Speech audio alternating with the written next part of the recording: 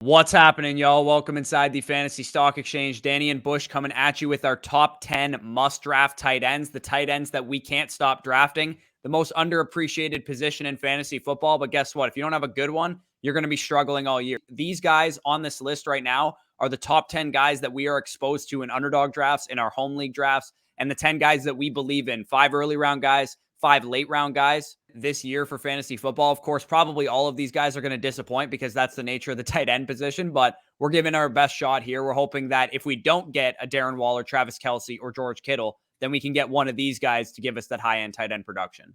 Yeah, and again, in this video, we're just going to avoid those top 3 guys because let's be honest, everybody knows the case for them. Everybody knows at their full potential. We're talking about elite difference makers at the position. So we don't have to talk about Travis Kelce, Darren Waller, George Kittle.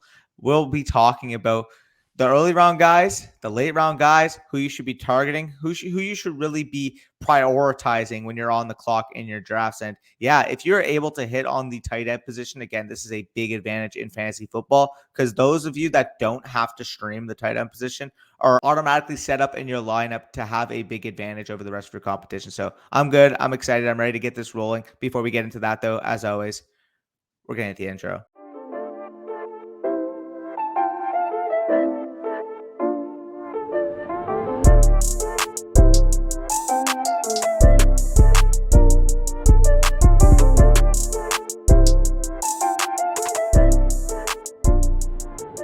All right, so let's start off with the first tight end of the video. And I mentioned we're avoiding the top 3 guys. Basically, all 3 of these guys that we're going to be talking about next are in that second tier of tight end. So you could start it off, take it away with TJ Hockenson. TJ Hockenson is a guy, and again, we're talking about 5 early round guys first, then we're going to get into the late round guys. TJ Hockenson, for me, is probably my favorite early round guy to get because the way I view TJ Hockenson, he's currently going off the board as the tight end 6. 51 overall. Usually you start to see TJ Hockenson slide a little bit. And if he does slide beyond that range of elite wide receiver, elite upside wide receivers that I really like, that's when I'm okay pulling the trigger on a guy like TJ Hockenson because we all know that the target volume is probably going to be there. We all saw the talent last year when he was a top 6 tight end as a second-year player. He's a former 8th overall pick in the NFL draft.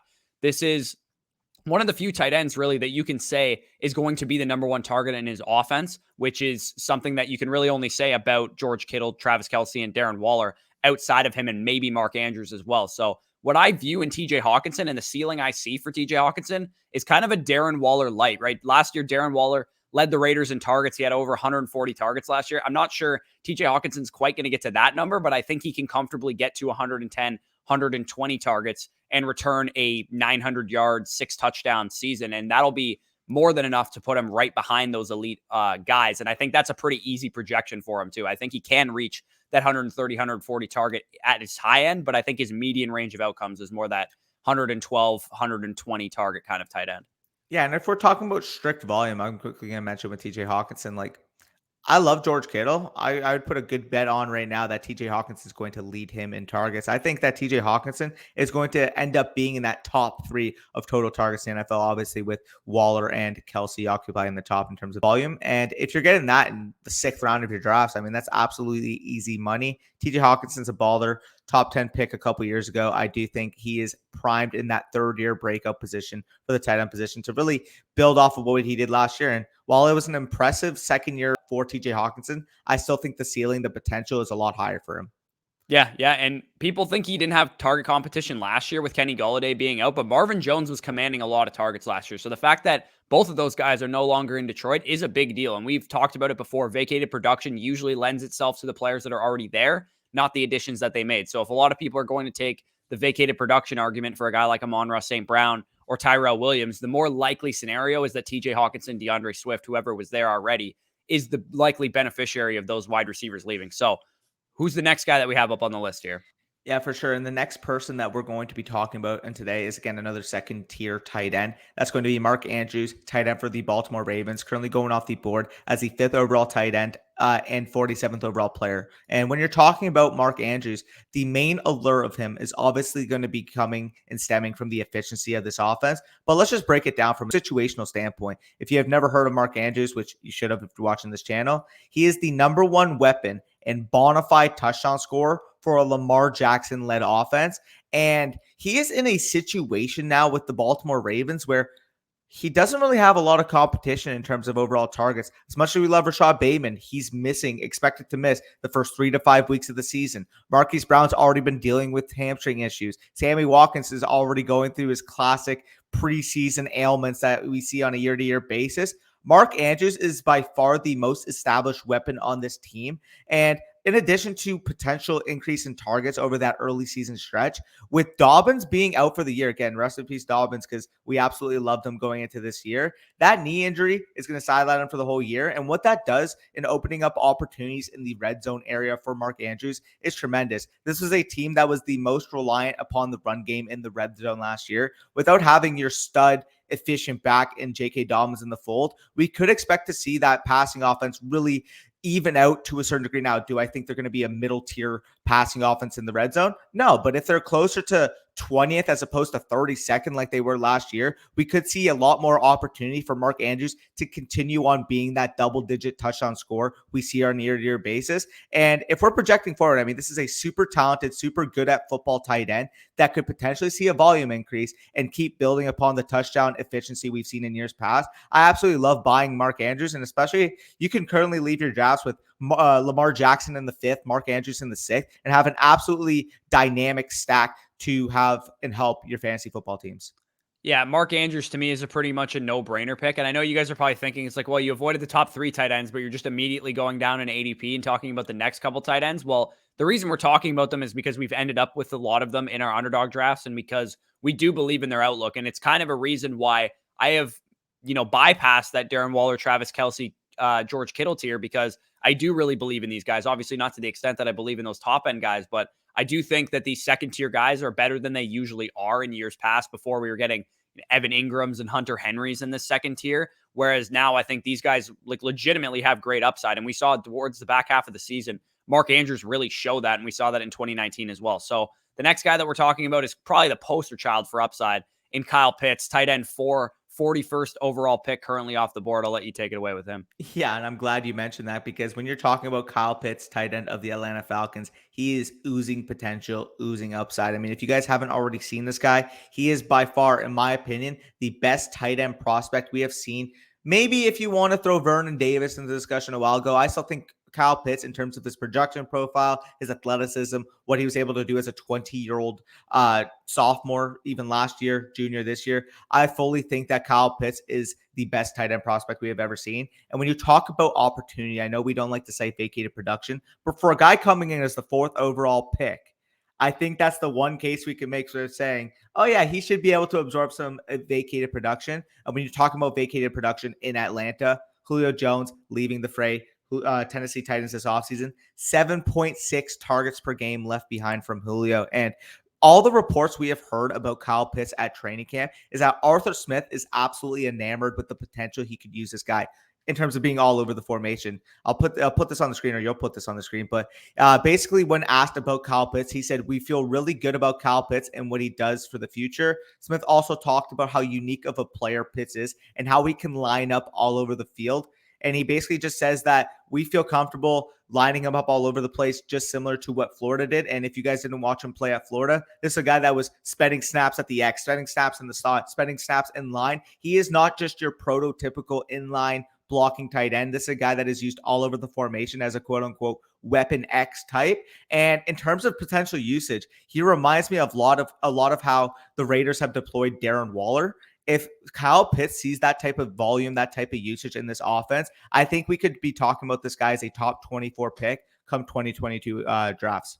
Exactly. And I think this is a guy that only needs 110, 120 targets to really pay off. He doesn't need Darren Waller's 145 targets because chances are he's not going to get that. Even with the high pass volume of the Falcons offense, we expect Calvin Ridley to have 160 targets this year. So I can't pencil Pitts in for 130, 140 targets, but I do think 100 plus targets is really all this efficient beast tight end really needs to pay off at his ADP right now.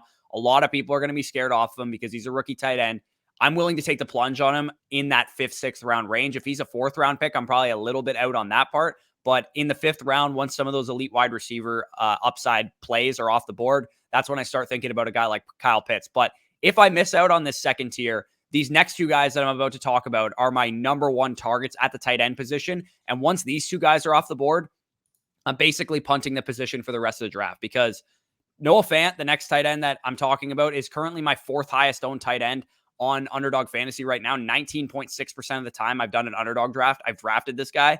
And it's because he's currently going off the board as the tight end 878th overall pick, and he even goes later on Underdog drafts. With Teddy starting, this guy is very intriguing to me, because when we look at Noah Fant just from an objective standpoint, and I tweeted this out earlier today, a short story, Noah Fant, this is a freak athlete, right? This is one of the best athletes we've seen behind Kyle Pitts at the tight end position as a prospect. Last year, it's okay to be a freak athlete. We've seen freak athletes before. He was top 6 in targets among tight ends last year. So he's a freak athlete that can command targets. He was number 7 in target rate when he was running a route. He was getting a target on like 24% of his routes. So this is a guy that can actually command targets, is a freak athlete, top 10 in yards per route run last year. He was playing with terrible quarterback play. He got a QB upgrade, and he was only running 72% of the routes for the Broncos offense and ranked 75 at tight end in target quality rating. Like I said, it's a quarterback upgrade with Teddy Bridgewater coming in. Teddy Bridgewater supported 3 top 30 wide receivers last year and a top 12 running back. Teddy Bridgewater ranked number 1 in target accuracy among quarterbacks last year. In my opinion, fantasy doesn't have to be hard. We have a freak athlete who can command targets with a quarterback upgrade. Why is he not being drafted higher? Yeah, no, I mean, I absolutely agree. And Noah Fant, to me, we've mentioned in our dynasty videos, but you're talking about the athleticism of Kyle Pitts, the athleticism of a Darren Waller at the price of a back end tight end one. It's ridiculous. Again, obviously, I'm not going to take him in that tier with those guys, but it just kind of goes to show you that Noah Fant at his ceiling could end up entering that at least second tier tight end position, and you're currently getting him off the board. I've seen him in Underdog drafts fall to the 10th, 11th round, and at that point, it's an absolute easy take it to the bank, cash money type of pick. Right. And I know a lot of people are going to be concerned with the fact that Jerry Jeudy is there and Cortland Sutton is there. I like both of those guys from a redraft perspective. I just think this Broncos offense is going to produce more than people think. Like, I don't think it's going to be a dumpster fire like it was last year. So I think Noah Fant can be a top 10 tight end. I think Jerry Jeudy can be a top 20 wide receiver. And I think Cortland Sutton can be a wide receiver 2, wide receiver 3 type, all in the same offense, because Teddy Bridgewater is a good enough quarterback to support those guys. So do I think any of them are going to finish top 5 at their position? Probably not. But I do think all of them have upside to return big time on their ADP. And another guy that has upside to return big time on his ADP is Robert Tonyan. And currently going off the board as a tight end 9, 80th overall. With the tight end position, you usually want to target efficient players and hope that they get the targets.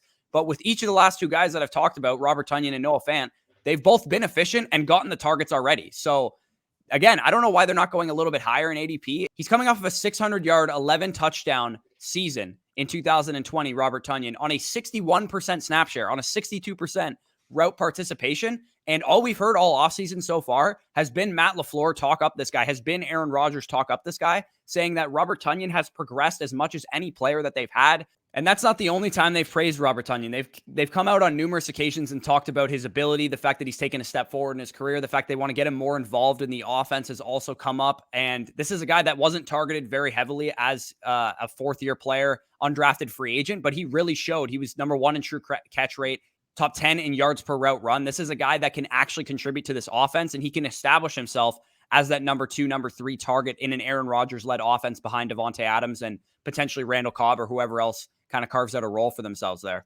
Yeah, when you're talking about Robert Tonyan, it's pretty simple to me. He is Mark Andrews light. You're getting the efficiency, you're getting the touchdowns, you're getting the really, really good offense. And with Robert Tonyan, I just don't get why everybody in the industry is kind of fading him right now, because they're saying, oh, well, the touchdowns got to go down. The efficiency was too high. And I get that. Like, if Aaron Rodgers wasn't returning, I would be skeptical as well. But Aaron Rodgers has shown that he is one of the best Hall of Fame talents at the quarterback position we have ever seen, and completely trust this guy when it comes to the red zone position.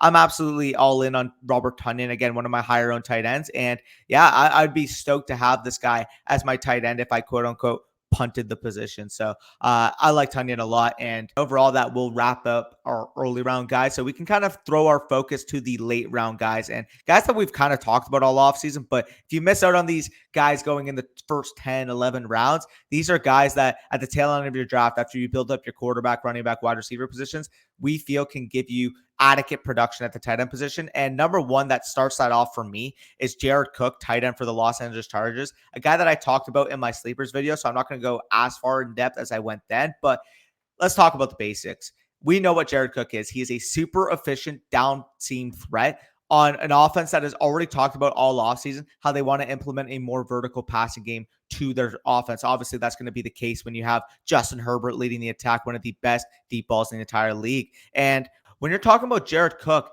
it's not hard to see how he's going to produce because he doesn't need a lot of volume to produce. Again, this guy's a top 15 tight end last year on 60 targets. And in my opinion, on what should be one of the better offenses in the NFL, he has a path to be the fourth target on this team behind Keenan Allen, Mike Williams, and Austin Eckler. So you're getting him at a tight end 18 price tag. And I feel like even on a 70, 80 target workload, is going to give you tight end one type of production. Yeah, I don't disagree. I have Jared Cook a lot. He's a guy, especially in best ball too, I take a lot of the time because we expect Justin Herbert to take a step forward in his career. We expect him to throw a lot of touchdowns. Jared Cook being a touchdown scorer in New Orleans, being a touchdown scorer in Oakland when he was there, I think this is a guy that can carve out a 6-7 touchdown season. And at the tight end position, that's really all you need. I think this is going to be one of the better streaming tight ends in the league this year. And like you said, he has a path to roll as the number 4 target in the offense. But Mike Williams has dealt with injuries. Austin Eckler hasn't, proven himself to be a great red zone threat. So we could see this guy carve out a role again in the red zone and more so in the offense if Mike Williams is continuing to struggle with injuries. Another guy, speaking of injuries, is Rob Gronkowski, tight end 13, 115 overall, currently off the board. This is a guy pretty simply with touchdown upside in the offense that he's in.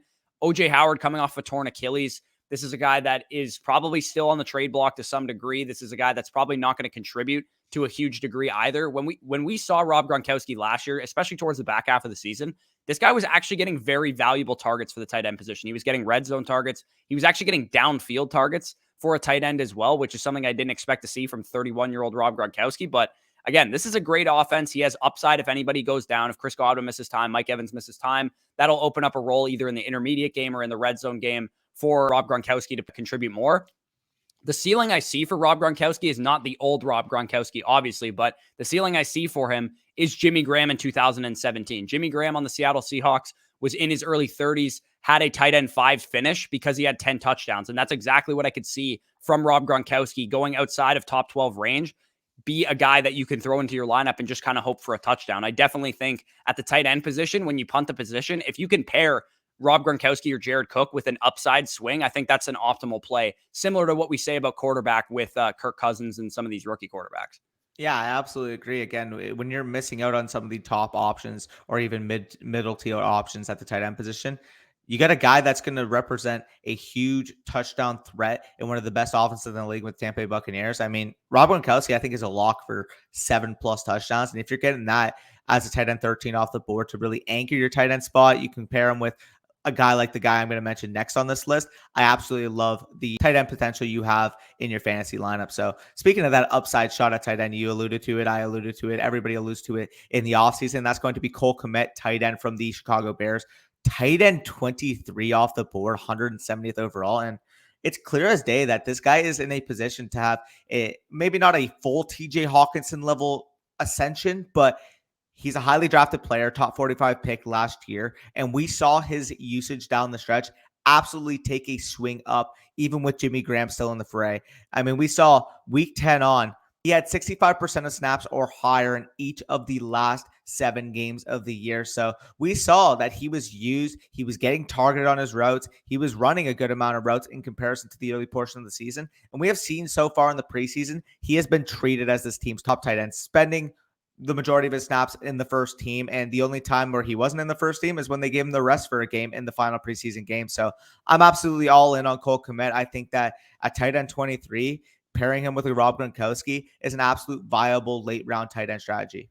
Yeah, literally what I'm going to do in my leagues, and I've already drafted all my leagues, so I'm not going to be doing this anymore. But what I'm going to be doing in my leagues, if I'm you guys and I haven't drafted yet, is if you miss out on those top 6 guys, if you miss out on Noah Fant and Robert Tonyan, I'm punting that middle range of Gesicki and, where Irv Smith used to be going. I'm punting that range, taking wide receivers at that point, and I'm going to take Rob Gronkowski in the 13th, 14th round. I'm going to take Cole Kmet with my last pick because I think there's a chance Jimmy Graham even gets cut too, and that'll really skyrocket Cole Kmet's value, even though it shouldn't, because I don't think that Jimmy Graham is a threat to Cole Kmet anymore. Is he going to come in and catch a couple touchdowns in 2020? Probably, but Cole Kmet's the young ascending player. I want to bet on him. And again, if you'll probably know right away if Cole Kmet's going to be good for fantasy this year. Because if he comes out and he plays 20% of the snaps in week one, you just cut bait, no harm, no foul. But if he comes out and he plays 85% of the snaps in week one, you're probably going to be thinking, okay, I might have something here. Once Justin Fields gets on the field for the Chicago Bears, you're going to be excited to the fact that you might have his number 2, maybe number 3 target in his offense. And if he's a great rookie quarterback, he's going to be able to support more than just Allen Robinson. Yeah, no, fully agree. Cole Kmet is an absolute bona fide stud. Speaking of guys that you compare with young ascending talents, I really like Austin Hooper this year, tight end from the Cleveland Browns. Currently the tight end 22 off the board, 165th overall player. And what I see with Austin Hooper is a guy that we've already seen really dominate in the fantasy industry before. A couple of years ago, he was a top 5 tight end on a points per game basis. Absolute breakout year with the Falcons. Got paid last offseason.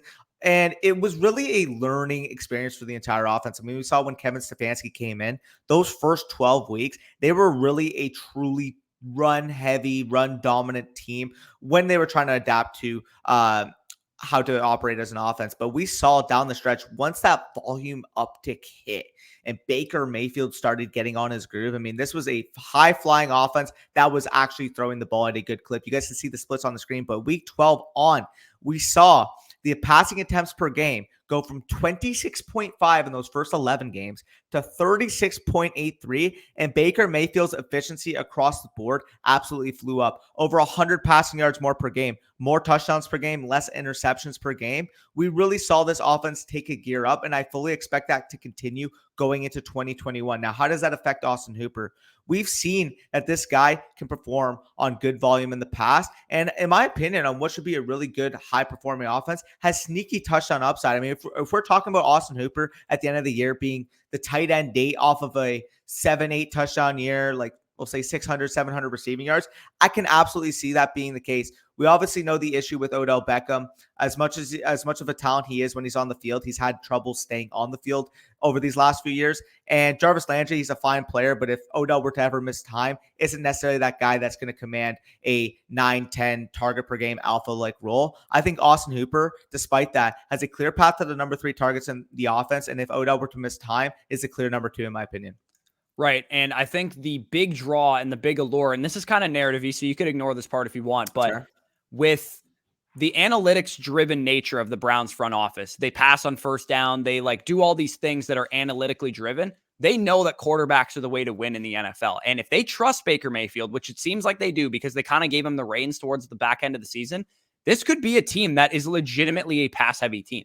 I don't think anybody's talking about that possibility that they just hand the keys to Baker Mayfield and they make this team a pass-heavy team. Now, they still have great running backs, so I'm sure they're going to run the ball as well. But like Danny said, this could be a very efficient offense, could be a very efficient situation for Austin Hooper to be in. And we saw in Atlanta, he was the 3rd target in that offense. They had Ridley, they had Julio Jones, and he was still a top 5 tight end in points per game on the back of touchdowns and high efficiency. So yes, Austin Hooper in the second season with the new quarterback, with the new system, I definitely could see things coming together for him. He's kind of like a post-type sleeper almost because he was going in the top 12 tight ends overall because of the contract that he was given with the Browns. Disappointed. A lot of people were upset. And now they're kind of just, writing him off. He's still a talented player. He's still in a good situation. I definitely could see him paying off big time at that tight end 22 price. You could legitimately wait till the 14th, 15th round of your draft and pair Austin Hooper and Cole Kmet together. Yeah, absolutely. Absolutely cheap option. Last round of your draft, no-brainer for me. And talking about that kind of no-brainer, a guy that we were all in on last year, post-type sleeper type of beat, take it away with the new New England Patriots tight end in Jonnu Smith. Yeah, and this one I can keep pretty brief because I've talked about Jonnu a lot in the past, but money talks, right? He's the 4th highest paid tight end in the league. We could see a situation where they want to feature him in this offense. We've already heard Bill Belichick talk him up, his versatility, blah, blah, blah, blah, blah. We've heard this in the past. Mac Jones starting is a big deal, obviously, right? The passing volume of this offense is not going to be 440 attempts on the season like it probably would have been if Cam Newton was starting.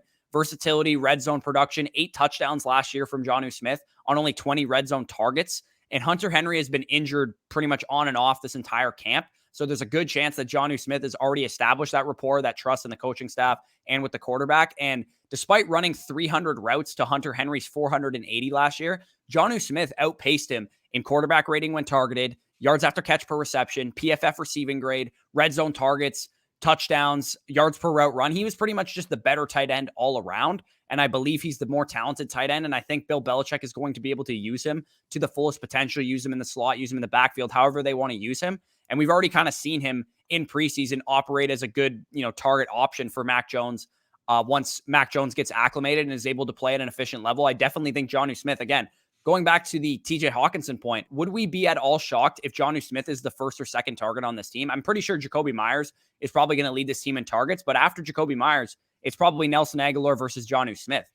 Yeah, no, I absolutely agree here. I really like Jonnu Smith. I mean, the profile, the athleticism, the opportunity he has in this Patriots offense. And listen, Hunter Henry's a fine player. Like he's probably an average type of level, maybe a little bit of above average starting tight end. But with Jonnu Smith, you're getting the versatility, you're getting the high touchdown upside, you're getting the overall athleticism.